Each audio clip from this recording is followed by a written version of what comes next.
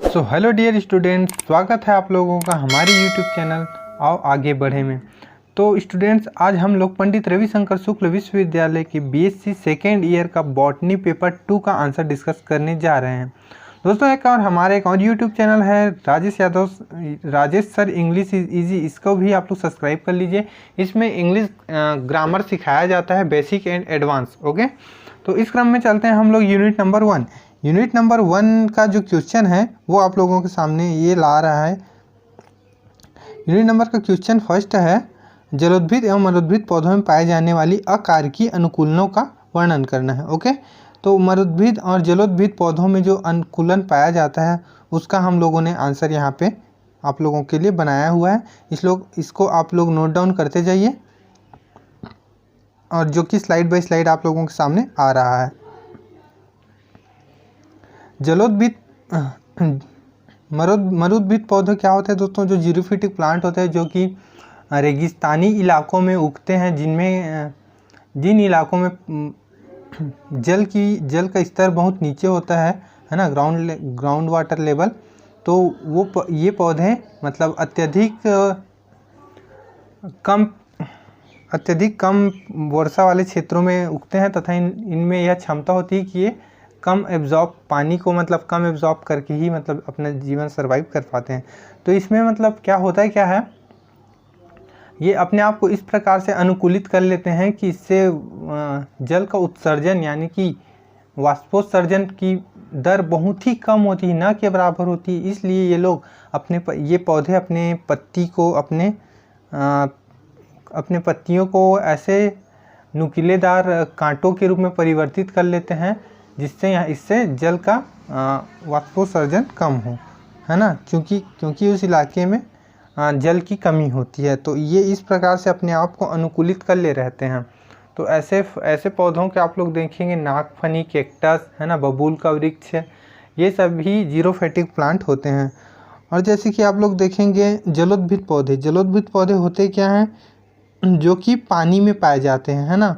तो पानी में पाए जाते हैं तो इनको कई जल ऐसे हैं जो कि गहरे जल में पाए जाते हैं, तथा कई ऊपर में पाए जाते हैं। तो इनमें होता है क्या है, इनके पत्ते तथा इनके पूरा बॉडी पार्ट, है ना, पूरा प्लांट का पार्ट इस तरह से अनुकूलित होता है कि ये जल में सड़ते नहीं हैं। इनके ऊपर वैक्स का एक लेयर बना रहता है, जिससे जल का इनका प्रभाव नहीं पड़ता, इनसे पानी हट जाते हैं। तथा ये प्रकाश संश्लेषण करने के लिए उसमें ऐसा अनुकूलन पाया जाता है।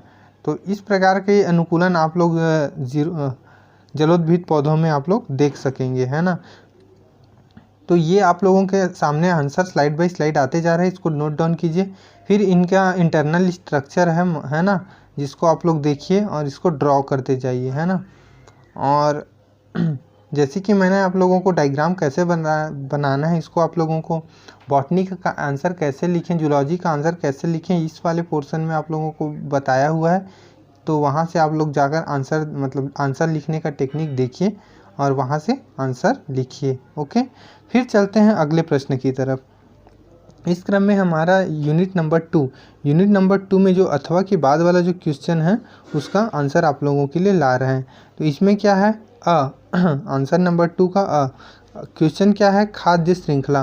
तो यहाँ पे हम आप लोगों को फूड चेन के बारे में आंसर लिखना है आप लोगों को। ओके, खाद्य श्रृंखला के बारे में आप लोगों को आंसर लिखना है। चूँकि ये शॉर्ट क्वेश्चन है तो इसको आप लोगों को काफ़ी कम शब्दों में लिखेंगे। तो ये इसका आंसर आप लोग नोट डाउन कीजिए, ठीक है। ये जो स्लाइड बाय स्लाइड आप लोगों के सामने आते जा रहे हैं, इसको नोट कीजिए। फिर अगला देखते हैं यूनिट 2 का अथवा वाला क्वेश्चन है आप लोगों का है ना। तो 2 का क्वेश्चन नंबर 2 का क्या है, नाइट्रोजन चक्र। तो क्वेश्चन ये है नाइट्रोजन चक्र, जिसका आंसर आप लोगों के लिए ला रहे हैं। तो इसमें नाइट्रोजन चक्र को पूरा डिस्क्राइब करना है ना। तो उसके लिए आंसर ये रहा, नाइट्रोजन साइकिल। प्रकृति में नाइट्रोजन विभिन्न रूपों में पाई जाती है, आप लोगों को पता है, लेकिन जिसका उपयोग पौधे अपने तो जो 70% नाइट्रोजन पाया जाता है प्रकृति में, जिसका क्या हवा के रूप में पाए जाते हैं। इसको नाइट्रोजन स्थिरीकरण जो जीवाणु होते हैं जो कि लेग्यूमिनेसी कुल के पौधों में पाए जाने वाले जो बैक्टीरिया होते हैं, है ना, राइजोबियम जिसका नाम होता है, वो लोग नाइट्रोजन को स्थिरीकरण करते हैं और वायुमंडल के नाइट्रोजन को मृदा में मिलाते हैं, है ना। तो इस प्रकार से जो नाइट्रोजन का जो चक्र चलता है ना, वायुमंडल से मिट्टी में, फिर मिट्टी के माध्यम से उस नाइट्रोजन को पौधे ग्रहण करते हैं, फिर वो विमुक्त होकर पुनः वायुमंडल में चले जाते हैं। तो इस प्रकार से उसका चक्र चलते रहता है। फिर नेक्स्ट क्वेश्चन देखते हैं, यूनिट नंबर 3 का ही क्वेश्चन क्रमांक 2 का यूनिट नंबर 3, है ना। तो यूनिट नंबर 3 का जो क्वेश्चन है वो क्या है, वाष्पोत्सर्जन क्या है, रंध्रों के खुलने एवं बंद होने की क्रियाविधि का वर्णन करना है। ओके, तो इसमें आप लोग देखेंगे वाष्पोत्सर्जन होता क्या है। ये एक प्रकार से पौधों में होने वाली एक क्रिया है जिसमें रंध्र के खुलने से उसके जल निकलता है ना, वाष्प के रूप में, और वो वायुमंडल में चला जाता है। इससे वातावरण क्या रहता है, वातावरण इससे ठंडा होता है और मतलब वातावरण का मतलब टेम्परेचर वो बना रहता है। ओके, तो ये कब होता है, रंध्रों के खुलने से और बंद होने से होता है। ओके, तो पत्तियों में रंध्र पाए जाते हैं जिनकी विशेष रासायनिक क्रिया के द्वारा, प्रकाशीय अभिक्रिया के द्वारा खुलने तथा बंद होने की क्रिया होती रहती है, जिसको आप लोगों को आंसर में हम लोग पूरा डिटेल से बताया हुआ है। तो इस आंसर को आप लोग नोट डाउन कीजिए, और ये उसका साइकिल है ना, कि कैसे स्टोमेटा खुलता है और कैसे बंद होता है, इसको आप लोग ड्रॉ कीजिए। ओके, तो इससे आप लोगों का आंसर कंप्लीट होते जाएगा। ये आंसर आप लोगों के सामने स्लाइड बाई स्लाइड आते जा रहा है, इसको आप लोग देखिए और आंसर अपने आंसर शीट में नोट डाउन कीजिए। सक्रिय पोटेशियम आयन के सिद्धांत के अनुसार से आप लोगों को समझाया गया है ये कैसे प्रकाश में रक्षक कोशिका में मैलिक अम्ल का बनता है, फिर मैलिक अम्ल के, है ना, फिर रंध्र खुलते हैं और बंद होते हैं। ये आप लोगों को फ्लो डायग्राम में हम लोग दिखाए हैं, तो ये फ्लो डायग्राम भी बनाइए और उसका पूरा डिटेलिंग भी लिखिए। ओके, ये साइकिल है, इस साइकिल को भी जो एक्टिव पोटेशियम आयन का ट्रांसफर मैकेनिज्म है उसके बारे में बताया गया है कि वो किस प्रकार से स्टोमेटा को स्टिमुलेट करते हैं जिससे वो बंद और चालू होते रहते हैं, इससे वाष्पोत्सर्जन की क्रिया होती है। अब चलते हैं अगले प्रश्न की तरफ। तो अगला यूनिट क्या है दोस्तों, यूनिट नंबर 4। यूनिट नंबर 4 का क्वेश्चन क्या है, प्रकाश संश्लेषण की प्रकाश अभिक्रिया का वर्णन कीजिए। तो फोटोसिंथेसिस को आप लोगों को बताना है। तो इसमें पहले आप लोगों को इसका सिनॉप्सिस तैयार कीजिए। सिनॉप्सिस में आप लोग इसको पहले प्रस्तावना दीजिए, प्रस्तावना में इसका हिस्ट्री वगैरह को बताइए कि प्रकाश संश्लेषण की खोज सर्वप्रथम किसने की थी, फिर परिभाषा बताइए, है ना, फिर उसके बाद प्रकाश संश्लेषण क्या होता है उसका पूरा डिटेल से परिभाषा बताते हुए प्रकाशीय अभिक्रिया को बताइए। ये दो प्रकार की अभिक्रिया होती है, एक प्रकाशीय अभिक्रिया होती है और अंधकार अभिक्रिया होती है ना। तो प्रकाशीय अभिक्रिया को आप लोग बताइए, उसमें फिर कैसे पौधे प्रकाश संश्लेषण करके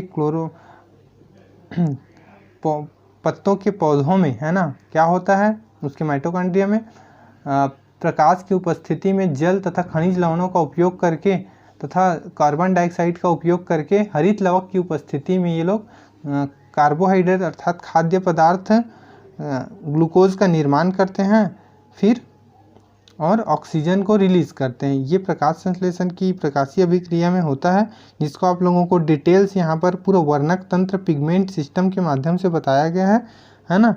तो इसको आप लोग नोट डाउन कीजिए। तो ये लोग आप लोगों के सामने आंसर स्लाइड बाई स्लाइड आते जा रही है, इसको आप लोग नोट कीजिए, है ना दोस्तों। इसको हमारे टीम मेंबर ने काफ़ी अलग अलग सोर्सेज के माध्यम से आप लोगों के सामने प्रस्तुत किए हैं और काफ़ी मेहनत लगा है जी इसको आंसर को मतलब लाने में आप लोगों के लिए। तो हमारे टीम मेंबर के उत्साहवर्धन को बनाए रखने के लिए तथा उसको और अत्यधिक बढ़ाने के लिए आप लोगों वीडियो को लाइक कीजिए और हमारे चैनल को सब्सक्राइब कर दीजिए। ओके, और अधिक से अधिक अपने दोस्तों के साथ शेयर कीजिए ताकि अन्य लोग भी इस वीडियो को देख सकें, है ना।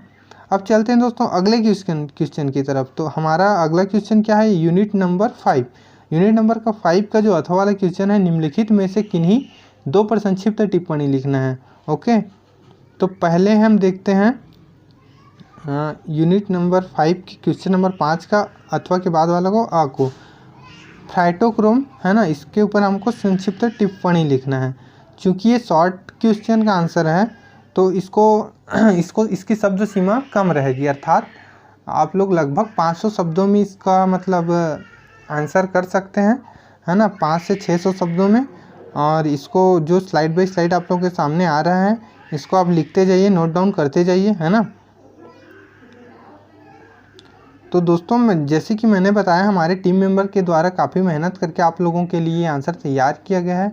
तो दोस्तों, आप लोगों को एक बार बनता है कि ज़रूर इसको लाइक, शेयर एंड सब्सक्राइब करो। ओके,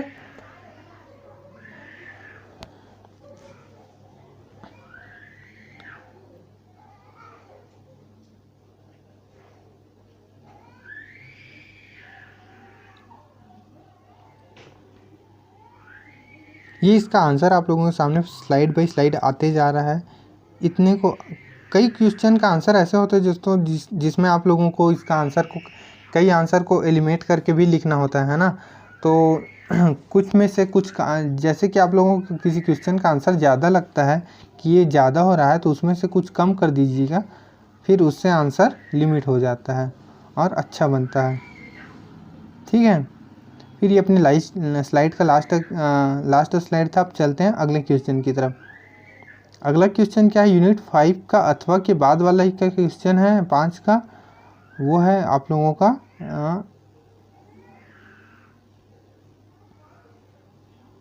आंसर क्रमांक क्वेश्चन नंबर 7, बीज अंकुरण की क्रियाविधि। तो ये क्वेश्चन है आप लोगों की बीज अंकुरण की क्रियाविधि। उसको आप लोगों को ये आंसर कैसे बीज अंकुरित होते हैं उसको मतलब डिटेल से बताना है कि सीड में कैसे जर्मिनेशन होता है। ओके, तो ये भी शॉर्ट टर्म वाली एक आंसर है जिसमें आप लोग बताएंगे सीड जर्मिनेशन होता है क्या है, फिर इसमें बीज की संरचना को बताना है ना, इसमें बीज का अलग अलग पोर्शन जो होता है उसको, फिर ये स्ट्रक्चर के माध्यम से बताना है ना, फिर कैसे जर्मिनेट होता है उसको भी आप लोगों को इसमें दिखाया गया है। तो स्ट्रक्चर, ये जो फिगर आप लोगों के सामने दिख रहा है उसको प्रॉपर ड्रॉ कर दीजिए, फिर इसमें वो कवर कर लेगा।